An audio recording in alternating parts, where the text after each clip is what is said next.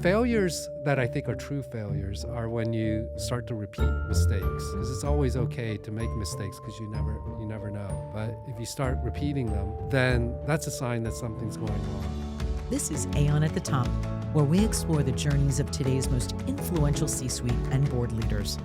I'm Nicole Ward, Senior Vice President at Aon, and each episode we go inside the pivotal decisions, defining moments, and leadership lessons that shaped their paths to the top. Well, welcome to Aon at the Top podcast, where we are very excited to have Gene Pao in studio with us today. Gene Pao is the president and general manager for Fuel TV North America, where he oversees all operations for the U.S. and Canada. Originally launched by Fox, Fuel TV is a global action sports media company available as a digital streaming, fast channel, video streaming subscription service, and traditional pay TV channel in over 150 countries worldwide. Gene began his entertainment and sports media career at Disney and ESPN Media Networks in 2001 as Director of Distribution Strategy and later promoted to Executive Director of Business Strategy and Development. In 2007, Gene joined Fox Interactive Media as VP, Marketing and Business Development, and from 2008 to 2011, served as VP Digital Media and International Development for Fuel TV. After short stints at YouTube, Golf Channel, and the NBC show The Biggest Loser, Gene joined Shout Factory as VP Digital Media in 2013. There he built Shout's digital business, which consisted of CTV apps, fast channels, digital subscription services, content syndication, a portfolio of YouTube channels, and e-commerce. Over the years, his role expanded to include production, marketing, corporate development, and content analytics, eventually rising to EVP strategy and digital. Gene holds a BS from North Carolina State and an MBA from Harvard Business School and is a frequent speaker at industry events, most recently Stream TV and NATPE. Gene, what a terrific background, and super excited to have you here. Thanks for joining us. Well, thanks, Nicole. I'm happy to be here. Absolutely. Well, let's dig in a little bit, if we could, to your origin story. And if you might humor us a little bit to kind of take us back to the beginning, were the early experiences that shaped how you think about business and leadership and what you thought you'd ultimately be doing with your career? Yeah, what's not in the bio that you read before my Disney days, I was actually an electrical engineer for a few years. I got my degree at North Carolina State University and worked for the aerospace and defense industry for a few years before going to business school and getting my MBA. So my plan had always been to be into business, but when I was applying to colleges, I only applied to two because back then people didn't apply to the 20 schools that they apply to today. I got into both North Carolina State and North Carolina, and my choice was whether to study engineering at North Carolina State or to study business at the University of North Carolina. And the general advice that I got is like, well, if you like both, do the engineering first because you can always do business later, but you can't do it the other way around. So that was the plan that essentially the plan that I went off on.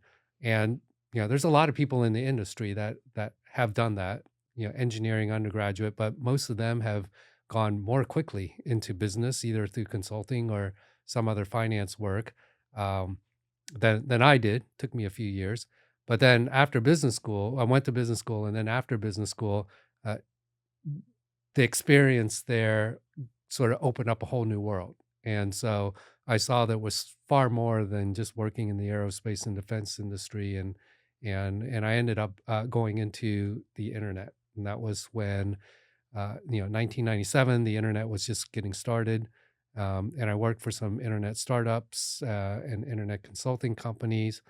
But then in the year 2000, it sort of crashed. And so that's when I ended up in entertainment, working at Disney, not entirely on purpose, but it was just fortunate that a lot of the things that I was doing had prepared me for the role at Disney. Yeah, I remember that crash, by the way. I'm old enough to be able to say that. And so when you think about, the along those years, was there a mentor or someone or even principals that were sort of guiding your decisions in that time? Because you went from engineering to going to getting your eyes really open by getting your MBA, and then ultimately pivoting into entertainment, and then startups, et cetera. Was there a guiding force for you or someone that really was looking out for you and giving you guidance? Yeah, I think there's especially during my engineering days, there are quite a number of people that were trying to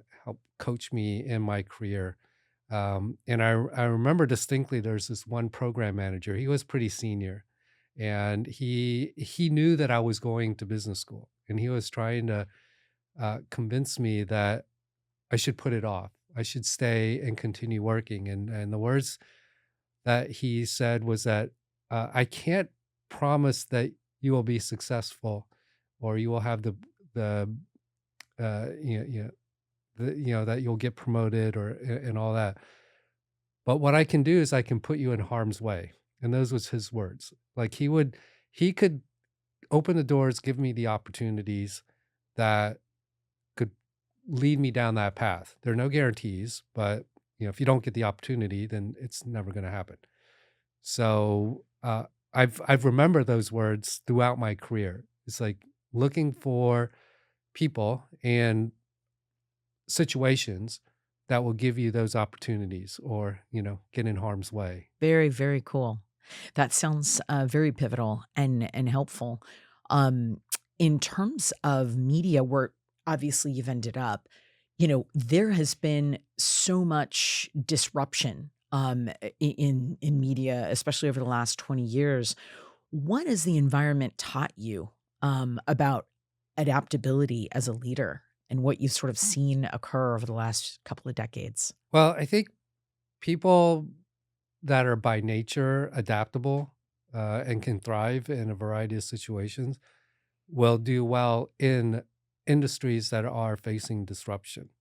And so, um, and I feel like by nature I am that kind of person, and some people are, and some people aren't. So, you don't want to be a person who is very good at execution and following procedures or developing procedures, and being put in that situation where things are changing. It's kind of like a fish out of water.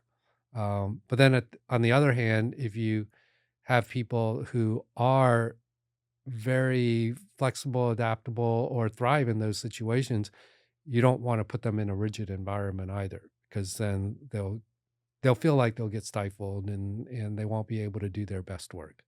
And when you think about where that comes from in you, that sort of grittiness, that ability to lean in when things are disrupting or difficult or challenging, where does that come from in you? Well, I think that's just come from being, adaptable, throughout my childhood and my life. Mm, When I was in the seventh grade, our family lived in Austria for a year, and mm, I went to a German speaking school. I don't know exactly why my parents decided to put me in a German speaking school rather than an English speaking school. Um, but it was just being thrust into environments and then uh, adapting and figuring out, how to make the best of the situation. mm. Yeah, that would definitely that builds some grit for sure. And pivoting back a little bit to your experience with Fuel TV, you're operating in a very niche cultural space. How do you balance that staying authentic to the audience while still scaling your business for growth? How does that play out for you? Yeah, that's a very difficult question, and I think in the business world there is always this pressure for growth, and especially if you're in a public company or if you've got investors. One of the things that I did learn more at Shout was that sometimes having just having enough is good for people if you don't have those outside forces. And a lot of the companies that sort of grew up in action sports were that way. They did it because they wanted to serve that action sports community or that sport. They weren't doing it really to go out and make a lot of money. And I've seen happen come in, what happens a lot is that new people will come in, whether it's an investor or whether it's a company that's acquired them, And then there's the pressure to grow. And, as management of the company, they will take that challenge on. Uh, but the statement I hear a lot is like, or the strategy that I hear a lot is like, how do we grow the business, or how do we expand the audience or expand the customer set without alienating the core? And that's really tough, because once you get to the point where you're going after people that aren't really part of that community, then the people who sort of got you going, and was there from the beginning, um, may end up abandoning you. So you don't want that to happen, and that's very tricky, and that's how a lot of companies end up losing their way. So we think about that all the time. It's like, how can we, grow our audience, without alienating the core, and we can do it one of two ways. How do we essentially attract more of the people that are already in our universe to watch our channel, um, or do we take what we've built for action sports and try and replicate that for other sport categories? Because we're in six right now, but we Mm, could go into more. But the danger of adding more is that, okay, well, what if they're not? What if people don't see that as being part of that core six? It ends up being too far away, and does that end up alienating our audience? right. Yeah, absolutely. I can absolutely see that. What decisions today feel the riskiest for you when you think about the media landscape? I think the riskiest is always investments in content. What kind of content?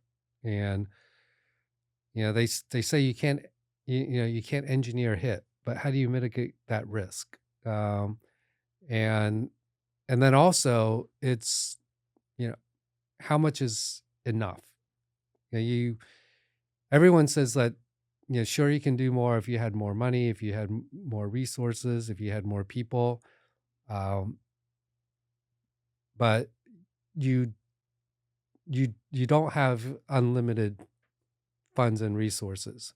And at the same time, you don't want to over engineer your offering. So, what's the point of spending millions of dollars on a film when you can get by with, a half a million?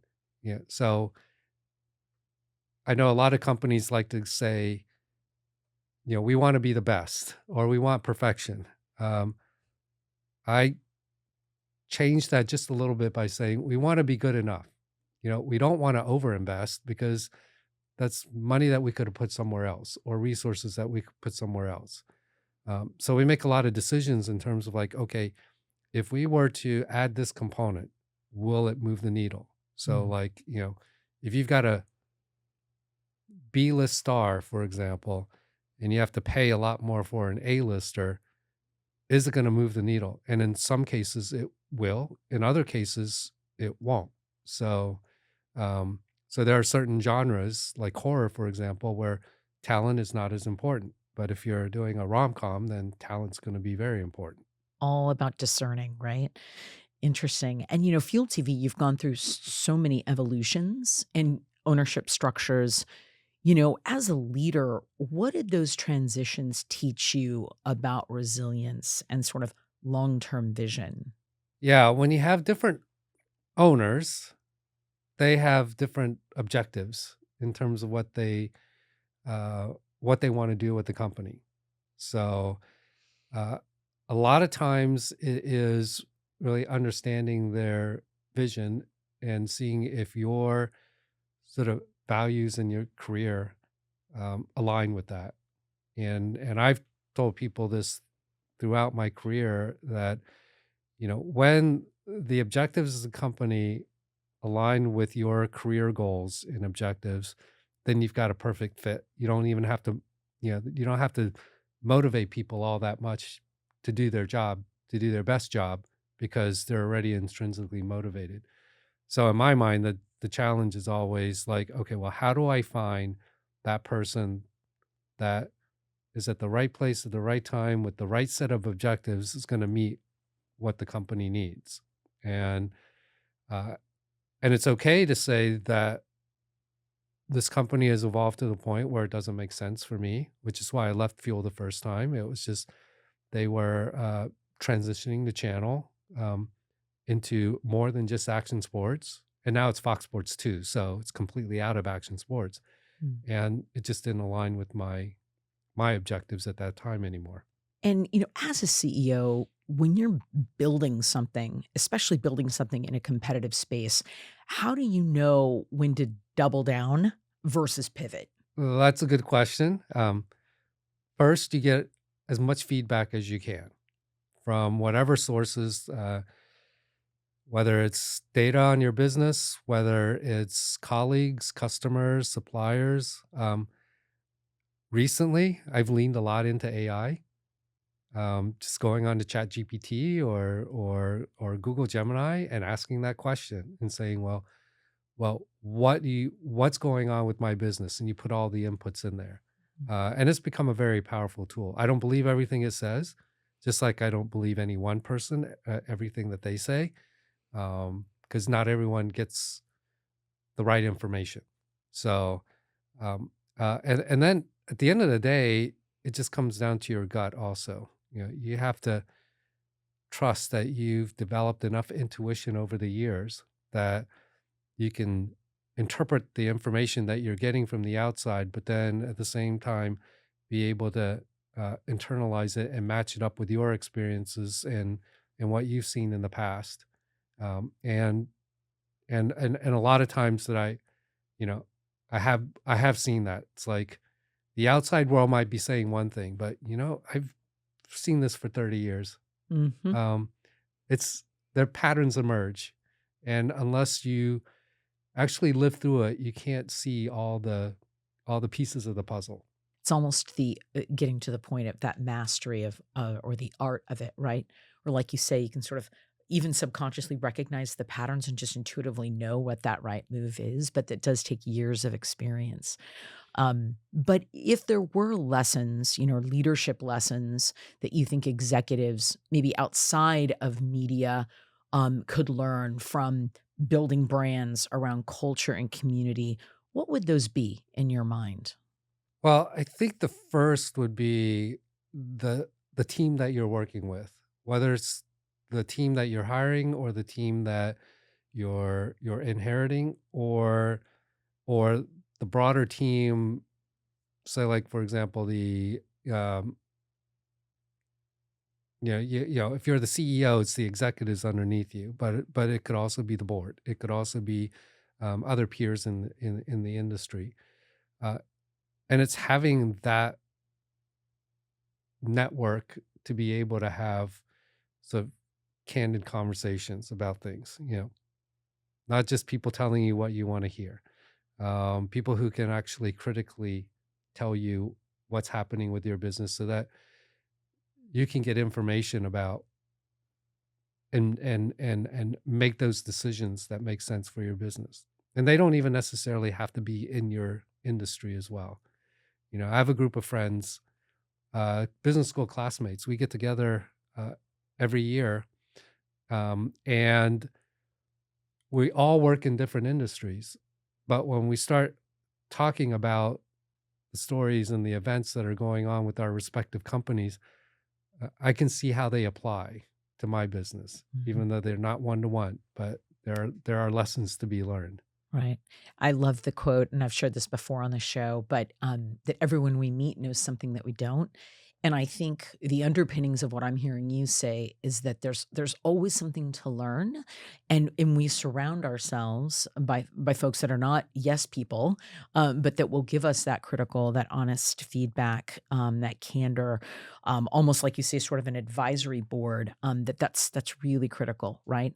And I think underneath that even is, continuing to be willing to hear the hard things, right? To be countered, right? And that takes a certain level of vulnerability, which I think some of the best leaders have, right? So I think those are wonderful call outs.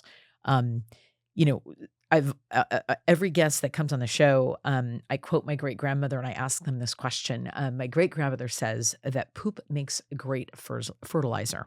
And with that, some of our biggest face plants and failures ultimately lead to us growing an amazing garden, right? So I guess I would ask you that question, which is, can you share a moment where a decision didn't go as planned? Or there was a decision that at the time you thought, wow, this is a fail. And then ultimately, what were the learnings from that? I think there's a lot of the failures were just from not knowing and embarking on something without all the information. Uh, but I'm also try to be very cautious of like, not to bet the farm or invest incrementally and try and learn quickly. There's a saying that's like, fail fast and move on. Which we try to which I've tried to do in the past on many occasions. I think the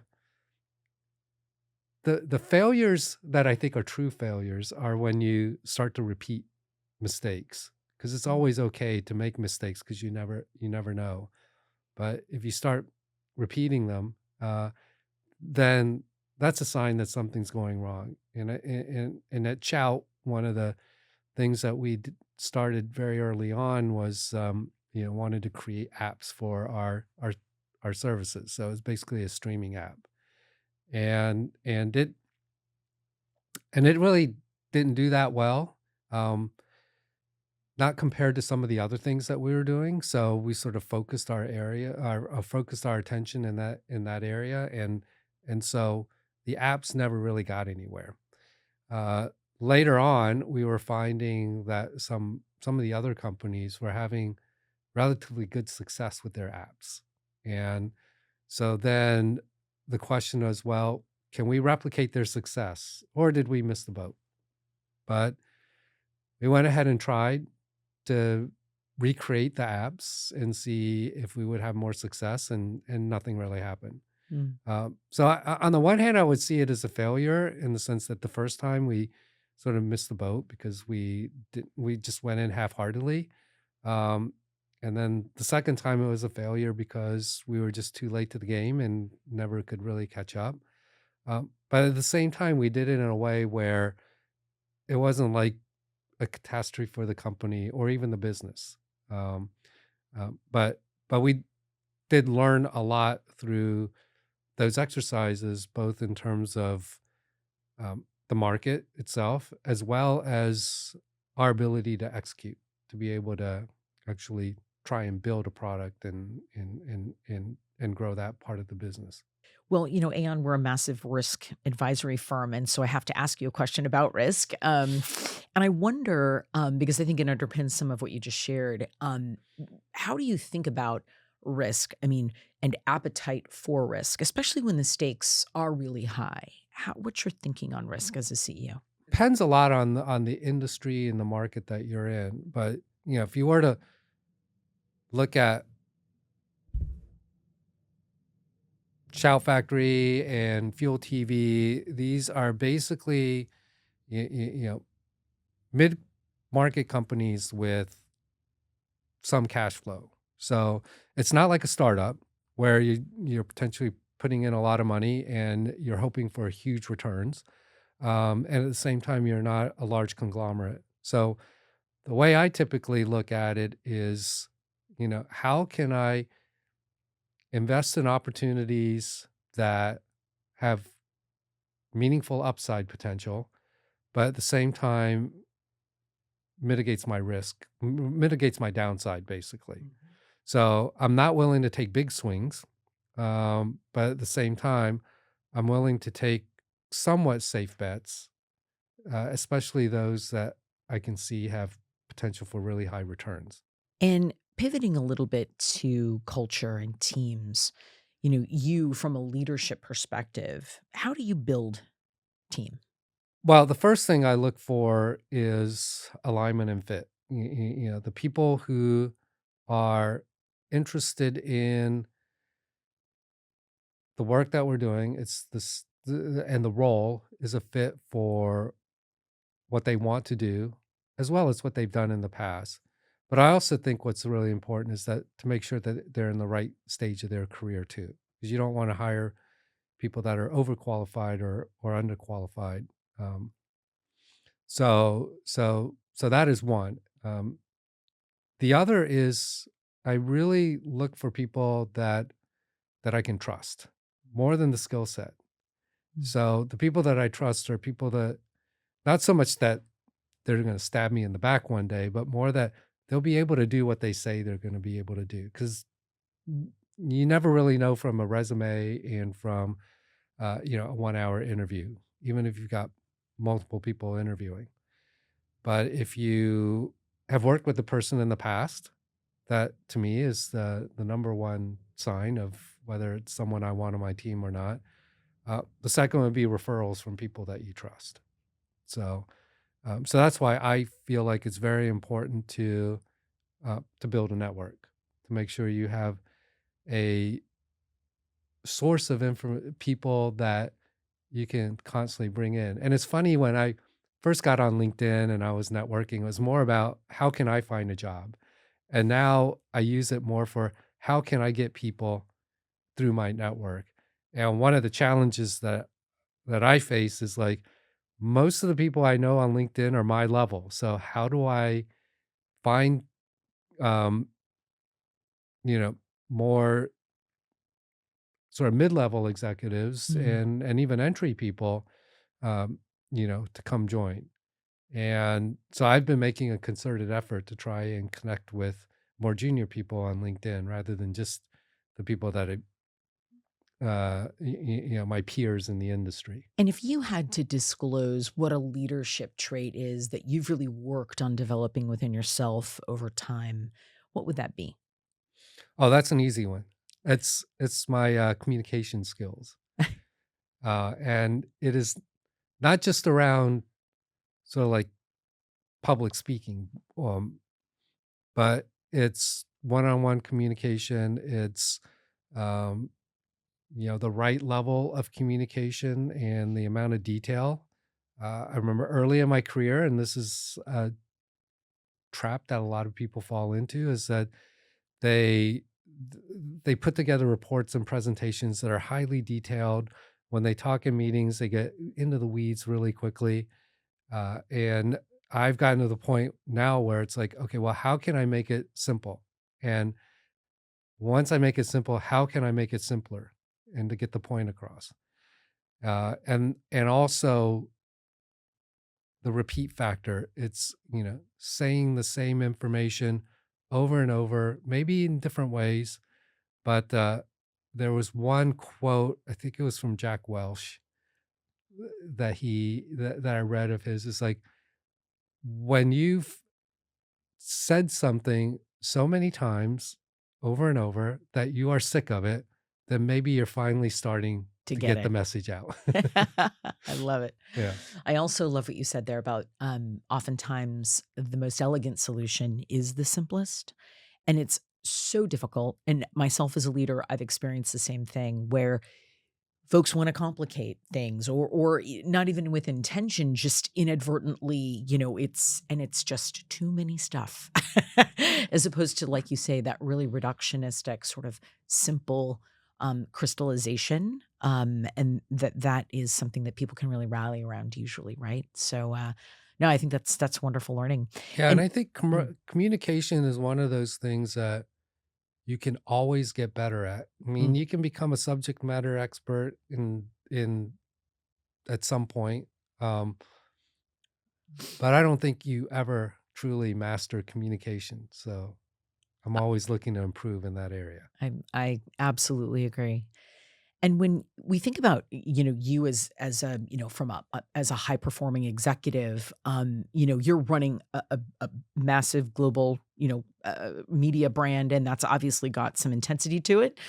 How do you personally sort of take care of your energy and your performance and your, sort of your own physiology as it relates to all of the, the intensity of what you have to go through on a routine basis? Well, over the years, I've made sure that I've taken time just for myself, so I don't get that burnout. Mm.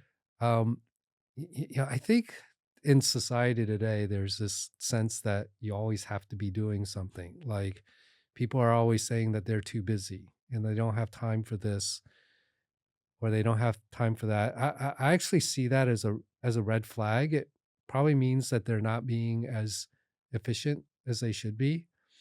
And so I try not to get my fall into that trap where I say like, "Oh, I'm too busy. I can't do this." And if people ask me, "So how are things?" Because I don't ever want to say that I'm too busy because then you start getting cluttered up in things that probably aren't as important. So again, back to the communication thing, I try to simplify as much as I can. If try and sort out what's truly important from what's not important, and also take time to decompress, whether it's through surfing or through a bike ride. Back in the old days when I was driving to an office every day, it was just that time in the car where I could just decompress Mm. at the end of the day, and then at the beginning of the day, it was just kind of like mentally going through like, what do I want to do for the day? Yeah, I think those are great practices. I agree with you. I think we reward doing and not recovery, which is so critical for anyone in terms of performing, especially if you're an executive with all of the, all of the taxes that you have on you, mentally and physically. What habits do you have or routines? And maybe you just mentioned some of them there, but what are the routines and habits that you have in place that keep you really sharp as a leader? Well, as a just on a workflow perspective, and I think it dovetails into the leadership piece. I have a little game that I play with my email mailbox. Is that I will never leave the day without having 20 items in my inbox. And that becomes my to-do list, because if it's something that I've taken care of, then it gets moved into a folder. Mm. So if it stays in the inbox, it means I gotta do something with it. And obviously there's some things that you can't do right away because you're waiting for other people. But if I could keep it down to like under 20, um, then it doesn't become overwhelming. And I think that's the thing with the leadership is that you never want to be overwhelmed, and you also don't want to give the impression that you're overwhelmed.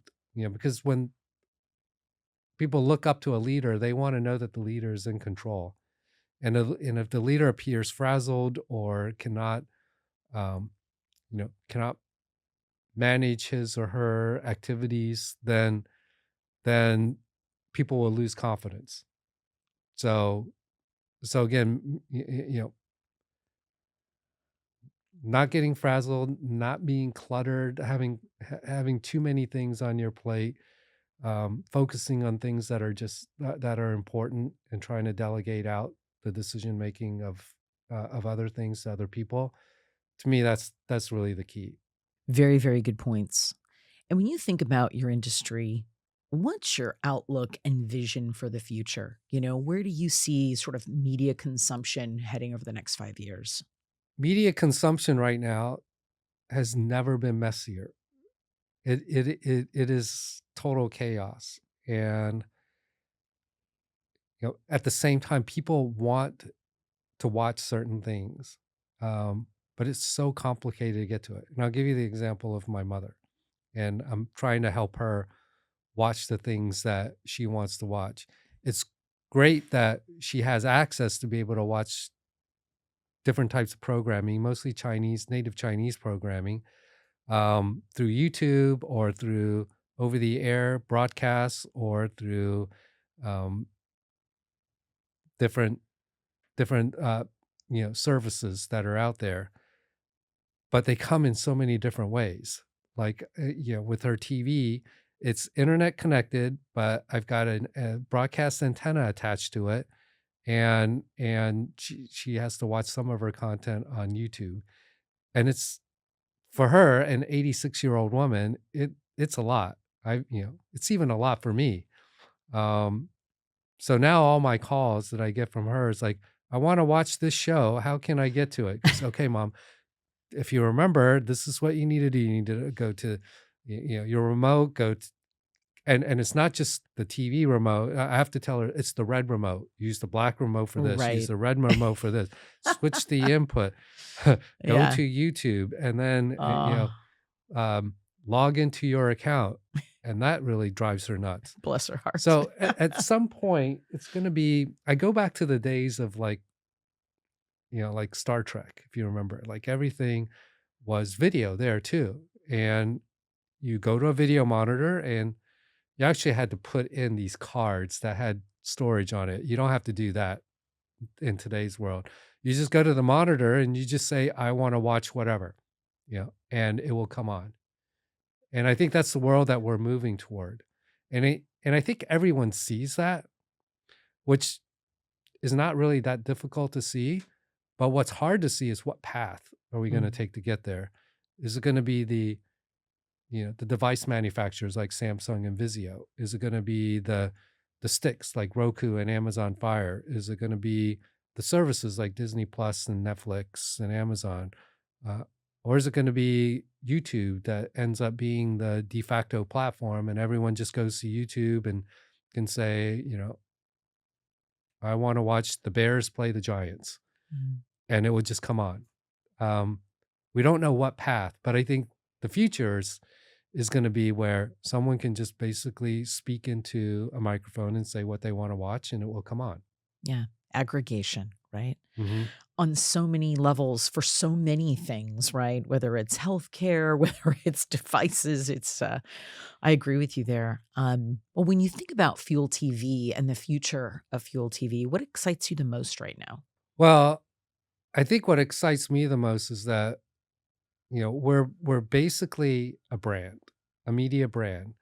So we're not dependent on a platform. We try to be platform agnostic. So whether it's through YouTube or whether it's through Pluto TV or Roku or Amazon, you know, we want the consumers or the viewers to be able to watch our content.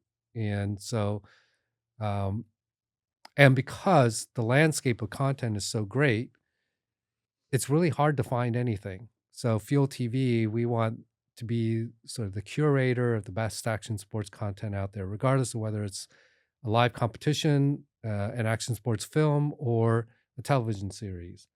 If you're a fan of action sports or that particular sport like skateboarding, surfing, or snowboarding, then you're going to go to Fuel TV to be able to see the best of what there is to offer. So that's from the viewer standpoint. From the platforms, we want the platforms to basically carry our titles, carry our channels, because they know it's been curated. So they don't have to do that themselves, and they know we have the audience that will watch that content, which will bring them to their platforms. And then the third leg of the stool is the advertisers. So if we have the right audience with with the right content and the right mindset for that audience, then the advertisers and the brands will want to reach them with their messages. So so our goal is to be that hub. Yeah. Well said. I think that's great. Um, Shifting a little bit here when you're kind of looking back, and obviously still a lot of runway ahead of you, but when you think about your younger self, entering the industry today, what would you tell yourself? Is there some advice that you would give you? Well, I think the advice that I would give myself, I think what I didn't realize at the time when I was younger was sort of my true potential, and I was playing it safe. I mean, one of the reasons people end up going into engineering is playing it safe because if you get an engineering degree and you get a job, it's generally well paying. Um, but the work gets old kind of quickly and there's not that much room for advancement.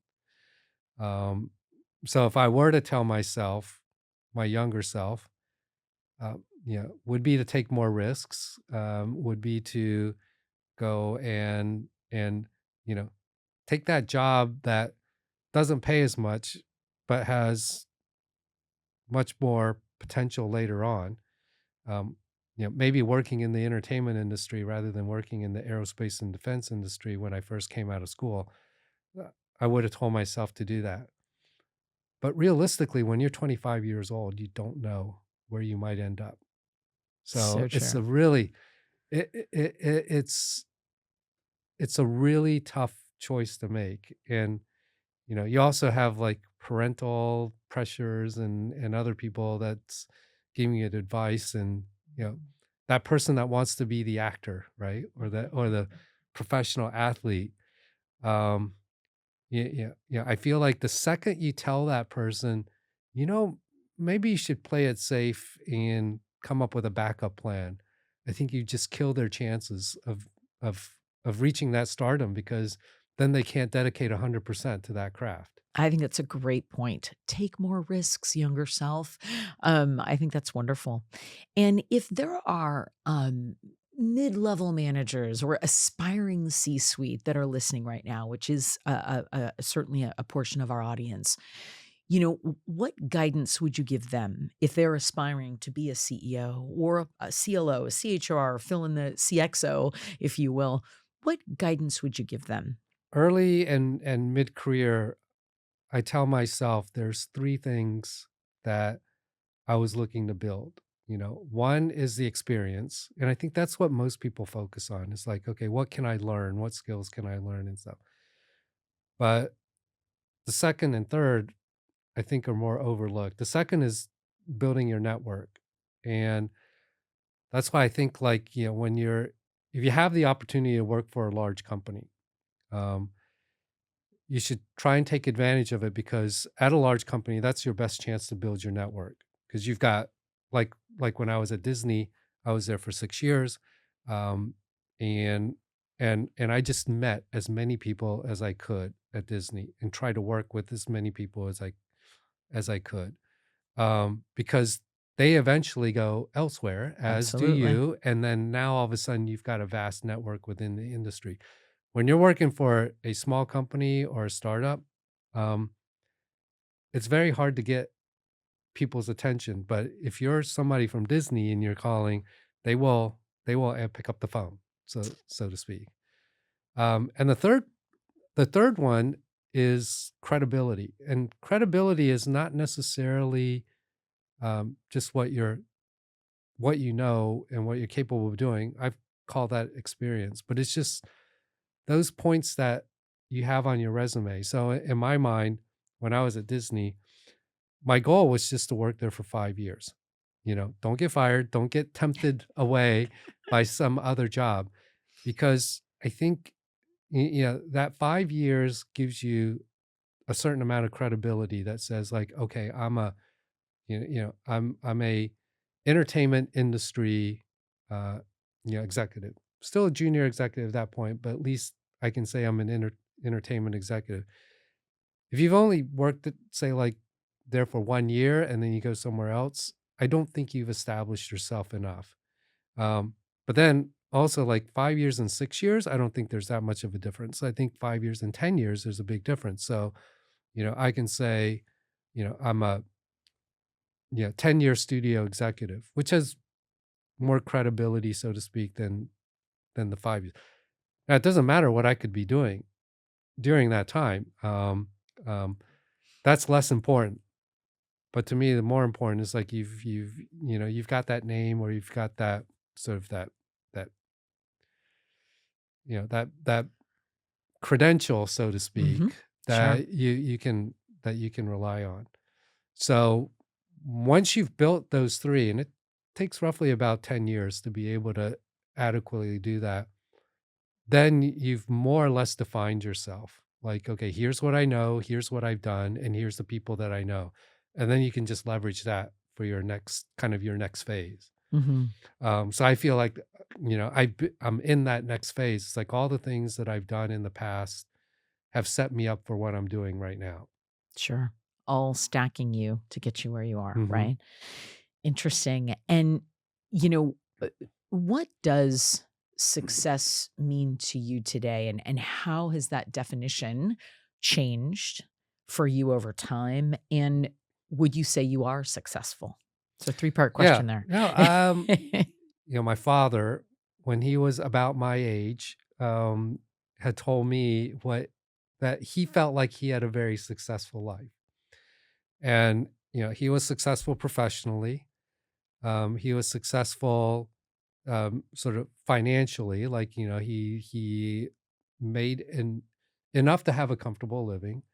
And he was successful personally, meaning, he had, um, a family with good kids and everything like that. And I've always taken that to heart. It's like, if I have all three, then I would feel very fortunate. And right now I feel like I have all three. And you hear a lot about people, they may be completely wealthy, but their family life is in shambles, or they could be very wealthy, but they hate what they're doing, or maybe what they're doing is somewhat questionable, right? So being able to have all three, in my mind, is sort of the best indicator of success, even though they're, you know, I'm not driving a Rolls Royce, but I do live close to the beach, so I'm happy about that. I love it. I think that's a great Oh, I'm answer. sorry, and the last Oh, thing, actually there are 4, was your health. So, yes. that's very important too. Yay. Very, very important. Um, are there still things that you're trying to achieve? And if so, what's an example? Trying to achieve more is just, and it's always been like, how do I make a difference? Either for, either for society, either for individuals, or, within a certain niche, certain community.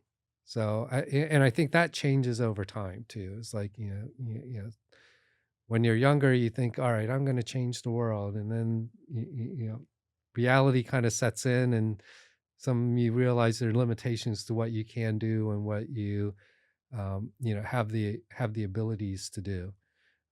Also, sometimes you get thrust into that situation, you may not have been a sort of a gun control advocate, so to speak, but if you have someone close to you, lose their life because of irresponsible gun ownership, then all of a sudden you become a champion for that. But y- for me, fortunately, I haven't had to experience that kind of trauma to become a champion of a certain cause. Um, but I think things, it's not like some people go out and say like, okay, I'm going to do this, this, and this, but it's more likely that you're going to be put into situations, and then you have to draw on things that you've done in the past in order to, to make the best of those situations. So, so the key again there is, being flexible and Mm. being able to spot those opportunities and be able to, jump on top of them when those opportunities arise. Wonderful examples. And just appreciative, obviously, of having your time today and getting to have the conversation. If people want to check out Fuel TV and or follow you, etc., give us the details. So Fuel TV, the website is fuel.tv. So you can see all the great content that we have there as well. For me personally, LinkedIn is the best source. It's just Gene Pao, GenePao, and you can find me there. And I'm not too active posting things, but people who, when they reach out, I'm generally responsive. That's wonderful. Well, I super grateful for your time today and all of the insights and unique perspective. Very grateful. Thank you so much for being here. Well, thank you for having me. I had a great time. Absolutely.